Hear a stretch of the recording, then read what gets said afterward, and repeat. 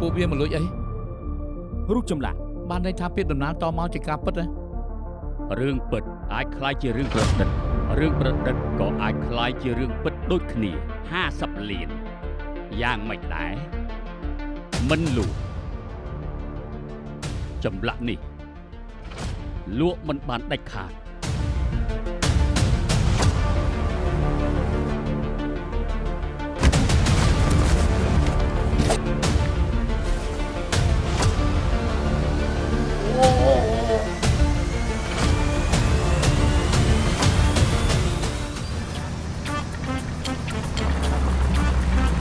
សូមស្វាគមន៍មកកាន់ Happy Village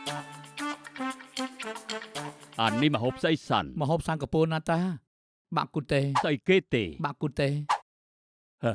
ទេក៏ទេ สบายสบายถูกใจก็คบกันไป គ្រាន់បើរបស់វាមានសង្សារស្អាតអស្ចារ្យនឹង คนไม่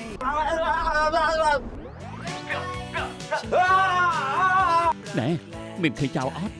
ไม่เค អា ย នេះមែន ต้องการอะไรสบายสบายแล้ว ស្គាល់កុំដែរទេជើងមករៀបចតដៃវើយអត់សប្បាយ กันไปทุกข์จะสุขเพียงไหนสบายสบาย ប្រាប់តាមត្រង់មកឯងយកលាក់កន្លែងណាហឺ ចុះលោកតា អត់ដឹងដែរ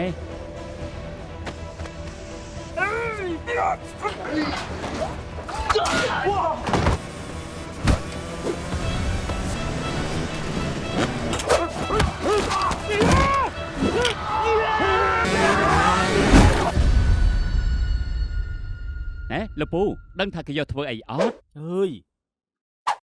ប្រៃលំ